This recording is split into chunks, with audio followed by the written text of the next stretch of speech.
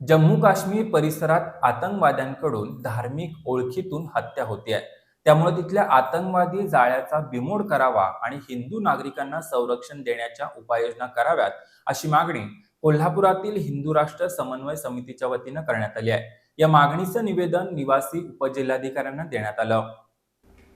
जम्मू काश्मीरमधील कुलगाम जिल्ह्यात 31 जुलै रोजी छत्तीसगडमधील हिंदू स्थलांतरित मजूर दीपक आणि भूपेंद्र यांची निर्घृण हत्या झाली आहे. तिथल्या नागरिकांना त्यांच्या नावावरून तसंच धार्मिक ओळखीवरून आतंकवाद्यांकडून लक्ष्य केलं जात आहे.